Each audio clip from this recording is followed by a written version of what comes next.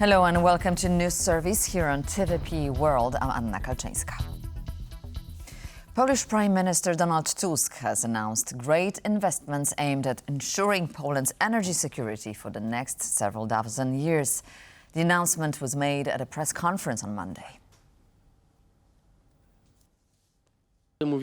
We are talking about the energy security of every Polish family and the Polish state. We are talking about the massive spending possible today in Poland, intended for stable power distribution networks that require sweeping investment, which have been becoming a reality for many months. We are talking about an ocean of funds that Poland received thanks to the unblocking of the National Recovery Plan, so basically European funds, which in this case are loans for these investment projects. Police in southern Poland are searching a forested area of the Hunt for a 57-year-old man suspected of murdering his daughter and son-in-law. The large-scale operation even involves elements of the Polish armed forces, seconded to assist local law enforcement. Officers are warning residents in the village of Stara Wieś, which is about 50 kilometers from the Czech border, that Tadeusz Duda could be armed and extremely dangerous. Prosecutors believe Duda kicked off his deadly rampage on Friday morning by shooting his 72-year-old mother-in-law, who was left severely injured.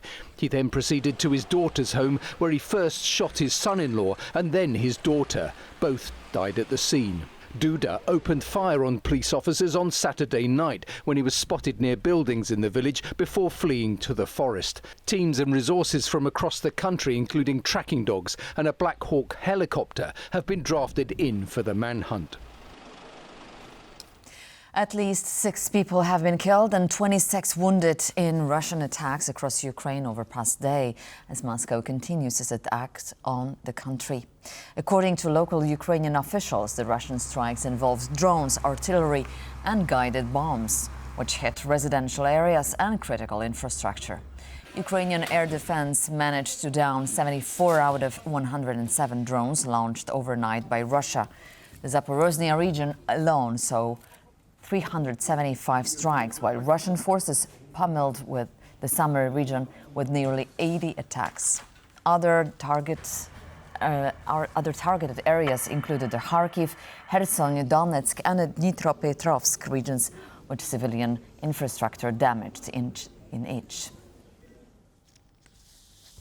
I would like to emphasize the German government's continued commitment to Ukraine, said German Foreign Minister Johann Wadephul upon his arrival in Kyiv on Monday. Wadephul is in Ukraine to discuss support for Ukraine as it continues to fend off Russian aggression. Germany is Ukraine's second biggest military backer after the United States, whose commitment to Kyiv has been called into question, putting pressure on Europe to step up. I would like to emphasize the German government's continued commitment to Ukraine. The country is currently being hit by terrible attacks. Putin is obviously using this focus on the Middle East to continue his war here, which continues to violate international law. We must not allow him to do that. The Crimean bridge was temporarily closed late on Sunday after reports of explosions in the nearby city of Kerch. Local sources described multiple blasts and Russian air defense systems in operation. Traffic on the bridge was reportedly halted for over an hour before resuming, with no official confirmation whether any damage to the structure was the reason behind the closure. The bridge, built after Russia's occupation of Crimea, began in 2014 and serves as a vital supply line for moving troops and equipment to occupied parts of southern Ukraine during the ongoing full-scale invasion. Ukraine has targeted the bridge multiple times, including a confirmed extensive attack on June 3, involving over a ton of explosives placed under its supports. Ukraine's Foreign Minister Andrii Sybiha has hit out at his Slovakian counterpart, Juraj Blanar, for his call to reopen communication channels with Moscow and suggesting Russian war crimes could be forgiven.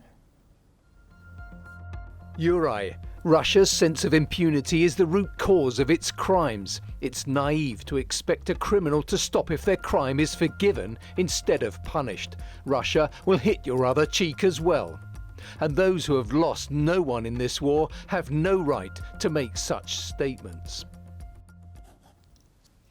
In his nightly address, Ukrainian President Volodymyr Zelensky announced on Sunday that he has signed a decree to withdraw Ukraine from the Ottawa Convention, the 1997 treaty banning the use, production and stockpiling of anti-personnel mines.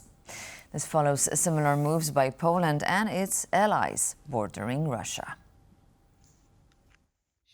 Today, I signed a decree that enacts the decision of the National Security and Defense Council of Ukraine on the Ottawa Convention, which is a convention banning anti-personnel mines. Russia has never been a party to this convention and uses anti-personnel mines in an extremely cynical manner, and not only now in the war against Ukraine.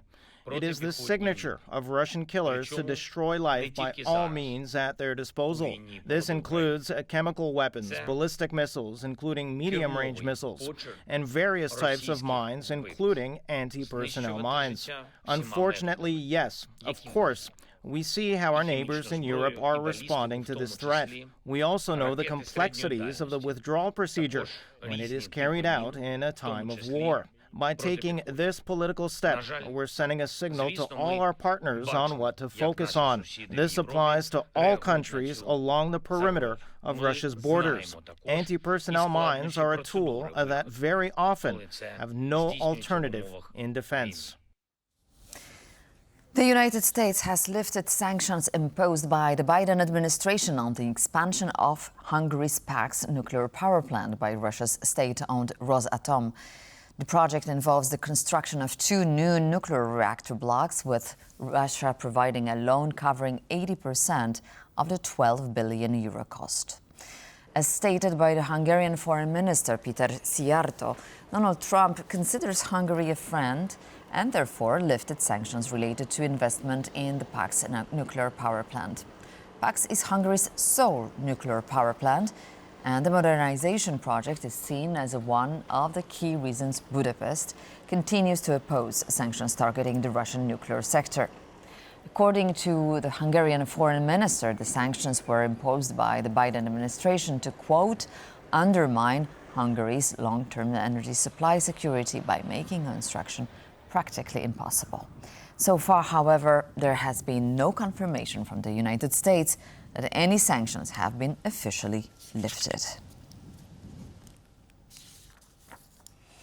Azerbaijan has reportedly called off all planned cultural activities the country was due to host alongside Russian government and private organizations after 2 Azerbaijani citizens died in police raids in the Russian city of Yekaterinburg. Tensions between the two countries have soured since Russia brought down an Azerbaijani Airlines plane, killing 38 passengers late last year. Officials in Baku called the deaths of the 2 men ethnically motivated and deliberate unlawful actions. The Kyiv independent news site reports the police operation was conducted as part of an investigation into an unsolved 2001 murder. During an interview with Azerbaijani public broadcaster ITV, the brother of one of the victims alleged the 2 men were tortured to death.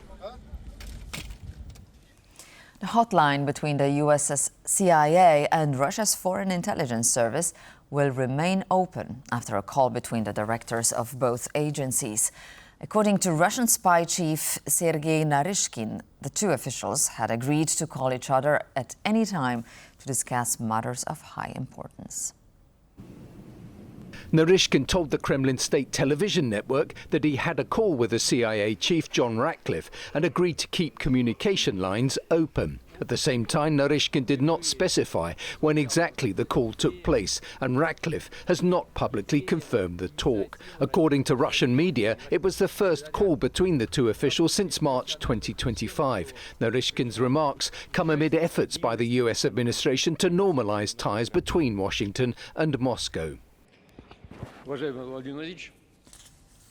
As over 140,000 protesters marched through the Serbian capital Belgrade on Saturday, the country's President Aleksandar Vučić said that police were forced to arrest some of the demonstrators, mostly students. Peaceful anti-government and anti-corruption protests have been festering since the collapse of the railway station canopy in Novi Sad that killed 16. But according to Professor Ivanka Popovic of the University of Belgrade, the now more violent clashes with the police were the government's doing. What we saw on Saturday night, these unknown groups of men in black T-shirts, many of them masked, that pretended to be protesters, but actually came there with various weapons like metal bars, and they were the ones who started provoking the police. So of course, I have no proof, but allegedly this seems to be an instigated violence by the government so that the police could move forward. So many of the videos that have been put onto social platforms by citizens clearly show that these unknown people in black, as I can call them, have instigated violence, and that the police that have usually been slow to respond or reluctant to respond, on Saturday night, they seem to have the command that they should push forward and clear the streets.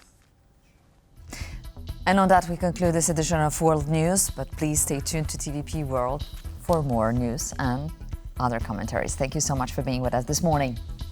See you soon.